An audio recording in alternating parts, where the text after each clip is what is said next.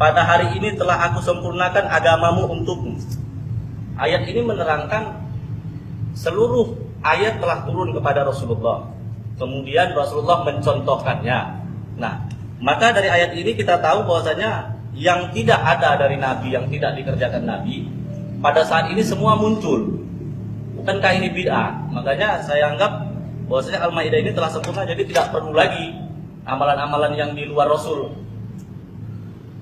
Ya.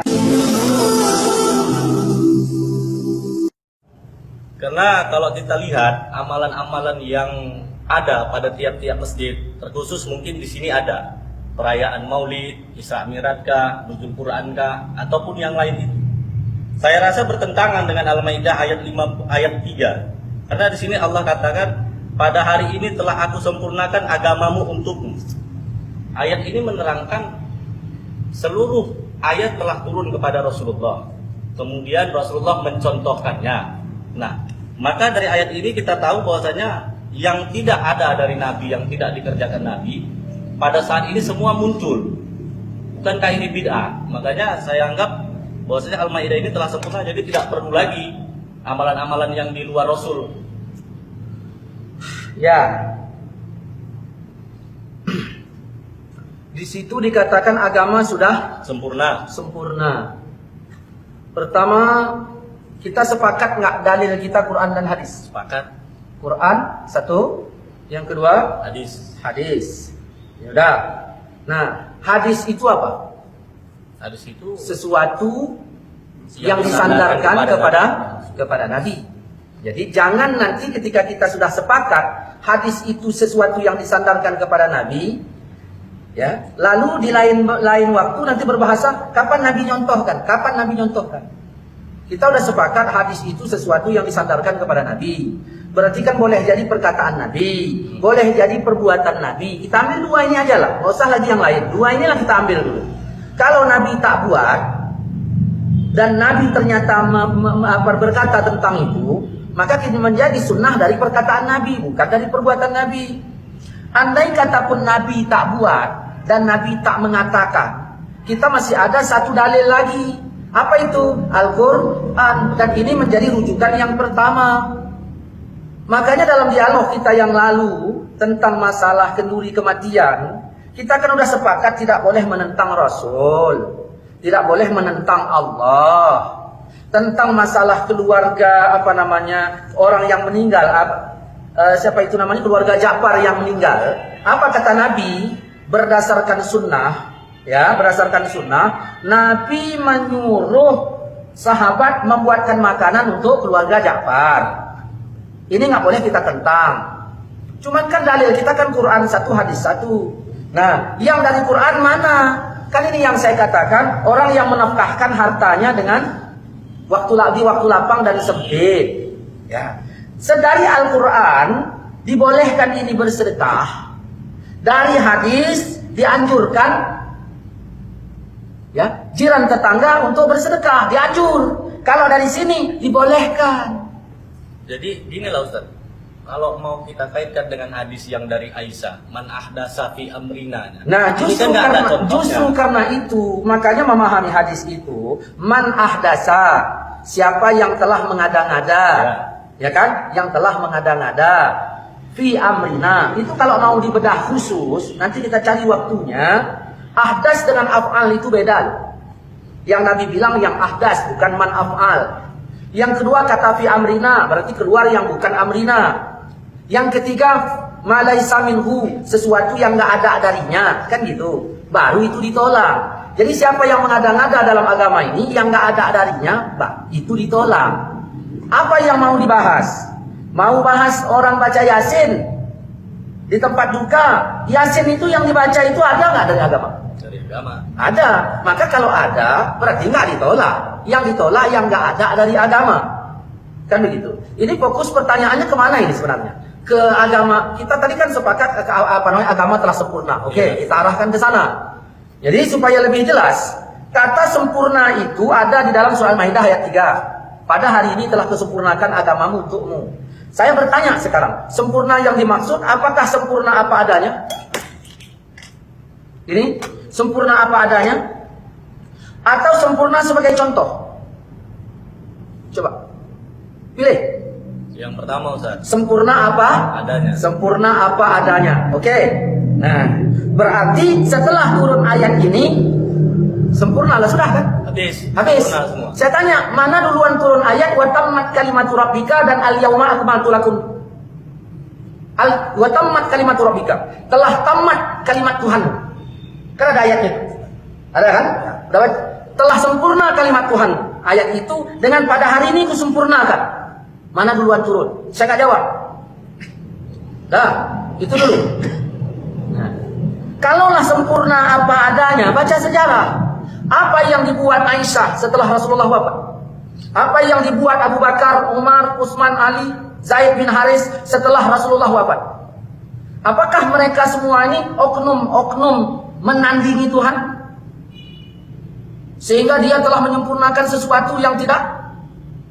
Apa menambah-nambah sesuatu yang sudah sempurna? Kalau berdasarkan dari hadis tadi bisa juga. Dari ayat. Dasar tadi, dari man'ah dasar Berarti tadi. nggak ngerti paman dasar kalau gitu ceritanya. Kita ambil dari ayat dulu. Dari ayat. Apakah Aisyah itu termasuk oknum penambah kesempurnaan? Baca aja sejarahnya. Karena kalau kita ceritakan jadi panjang nanti. Apa itu? Nah, apakah Aisyah itu pelakunya? Kalau kita tuduh pelakunya, bagaimana dengan Al-Ahzab ayat 6? An-nabiyyu aula bil mu'minin min anfusihim. Nabi itu hendaknya lebih aula di hati orang mukmin ketimbang diri mereka. Wa azwajuhu ummahatuhum. Bahkan istri Nabi itu mak mereka. Allah puji istri Nabi. Di sini kalian bilang bahwa istri Nabi penambah kesempurnaan. Padahal Allah puji. Pilih aja. Berani nggak kalian mengatakan Siti Aisyah itu penambah kesempurnaan? Itu masalahnya. Kenapa nggak berani? Karena faktanya agama sudah sempurna. Bukan yang dimaksud sempurna apa adanya. Tapi yang dimaksud kata sempurna itu sempurna sebagai dalil. Maka berdasarkan dalil. Mari, saya udah siapkan ini, kita tolong di syuting ya. Agama telah sempurna. Sebagaimana yang telah kita maklumi bahwa agama ini telah sempurna menetapkan 5 hukum. Ada berapa hukum? Wajib, sunat, mubah, makruh, haram. Dalam surah Al-Maidah ayat 3 Allah berfirman begini. Udah. Banyak orang menjadikan ayat ini menghukumkan bid'ah, ya, dan sesat total bagi para pengamal perbuatan yang dianggap baik selama ini. Di antaranya Maulid Nabi, doa berjamaah, salam-salaman setelah sholat dan yang lain-lain. Ya. Inilah ini. Kalau memang kita berbicara agama sempurna, ya, saya bertanya, ini ayat ini sempurna nggak? Ya? Dialah yang menurunkan Al-Quran kepadamu. Di antara isinya ada ayat muhkamat. Itulah pokok isi Al-Quran. Sempurna nggak? Sempurna ini ayat. Yang ini sempurna nggak? Yang lain ayat-ayat mutasyabihat. Adapun orang yang cenderung di dalam hatinya condong kepada kesesatan, mereka mengikuti sebagian ayat-ayat yang mutasyabihat saja untuk menimbulkan fitnah dan banyak lagi. Ini nggak saya bahas. Nah, pokok isi Quran adalah ayat muhkamat. Setuju nggak? Setuju. Nah, ini saya tanya lagi. Dan ini ayat ini sempurna nggak? Dan inilah jalan Tuhanmu, jalan yang lurus. Sesungguhnya kami telah menjelaskan ayat-ayat kami kepada orang-orang yang mengambil pelajaran. Sempurna nggak? Sempurna. Nah, ini 4 poin. Ayat ini ada 4 poin yang dapat kita ambil.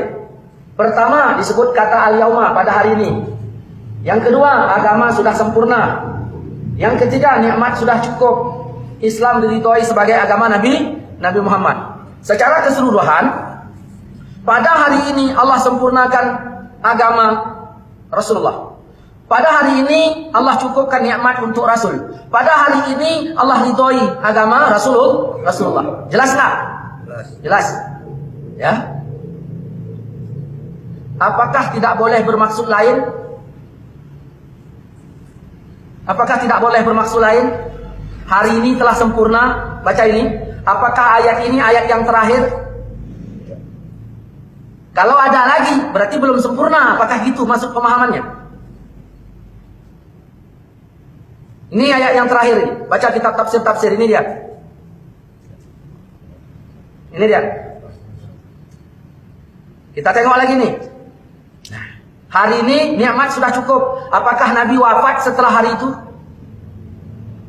Kalau belum berarti masih memerlukan nikmat tambahan untuk kelangsungan hidup beliau. Apakah begitu cara memahaminya? Hari ini Islam diridhoi sebagai agama Nabi. Apakah sebelum-sebelumnya keislaman Rasulullah tidak diridhoi? Apakah begitu cara memahaminya? Apakah begitu maksudnya? Karena harus mengambil yang jelas-jelas saja. Islam sudah sempurna. Kita tahu landasan kita yang paling utama adalah Quran dan hadis. Apakah setelah itu tidak ada lagi yang turun? Atau amanah Rasul? Kalau ada diambil juga sebagai dalil, maka termasuk penambahan yang sudah sempurna. Nih, tengok ini. Mana duluan ayat itu turun ketimbang ini?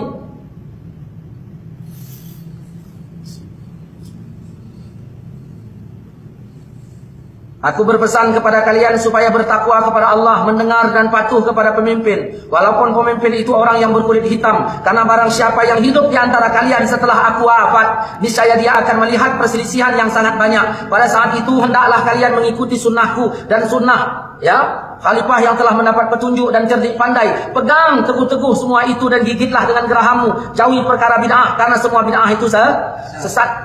Dalam hadis ini Rasulullah telah wafat, kita diperintahkan mengikuti sahabat. Kapankah sunnah sahabat itu? Kapan sunnah sahabat? Tadi kan patokannya ketika ayat itu turun udah sempurna, nggak boleh ditambah-tambah lagi. Ternyata Nabi bilang ikuti sunnah sahabat. Bagaimana?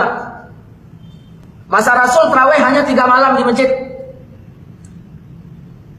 Dilakukan 8 rakaat. Kita ambil begitu aja lah gampangnya. Sedangkan Sayyidina Umar 30 malam di masjid.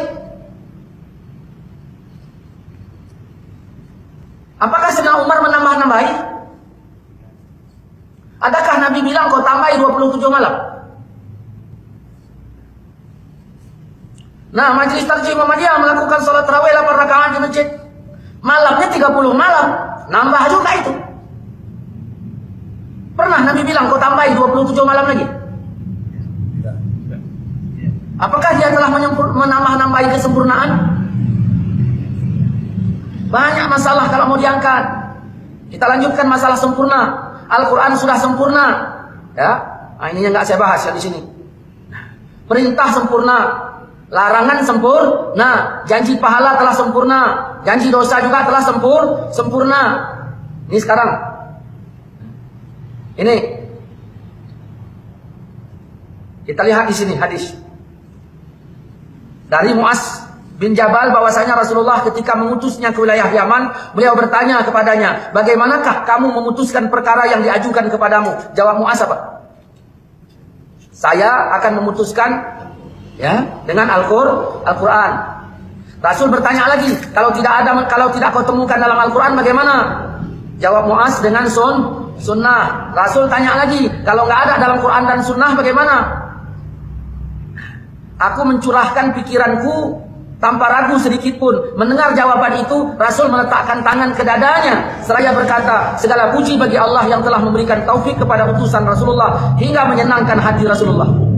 Tengok ini, Nabi menyuruh ke Yaman, tugasnya berdakwah, memutuskan perkara hukum Allah.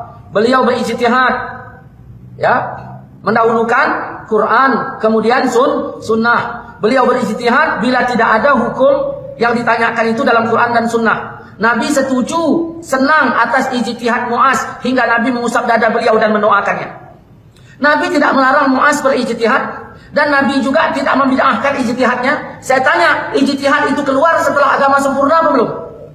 Belum. Saya tanya lagi, Islam ijtihad itu keluar setelah agama sempurna atau belum? Setelah agama sempurna. Apakah ijtihad itu termasuk menyempurnakan yang sudah sempurna? Nih, ini menunjukkan bahwa perkataan Wahabi, perkataan kalian-kalian, setiap yang tidak dicontohkan Rasulullah itu adalah bid'ah, sangat tidak sesuai dengan sunnah Rasul. Artinya pendefinisian bid'ah fi'lun ma lam yu'had fi asri Rasul, perbuatan yang enggak dicontohkan di zaman Nabi itu tidak sesuai. Jadi kalau sudah acuan yang enggak sesuai, bagaimana lagi mau dikait-kaitkan? Perlu dipahami adalah amanah Rasulullah kepada Mu'az ini jauh, ya. Dalam enggak usah kita bahas yang sini. Payah. Ini lagi kita tengok. Apabila seorang ahli hukum memutuskan hukum dengan hasil ijtihadnya dan ternyata tepat ijtihadnya, maka baginya pahala berapa? 2. Nah, apabila memutuskan hukum dengan hasil ijtihadnya ternyata keliru, maka baginya berapa? 1. Mungkin kalian bilang bukan, langsung bid'ah dalalah. Enggak begitu. Maka bertanyalah kamu kepada orang yang punya ilmu jika kamu tidak mengetahui. Siapakah yang dimaksud dalam ayat ini? Ya, panjang kalau dibahas. Cukuplah dulu, nanti kita sambung lagi malam Rabu depan. Ya.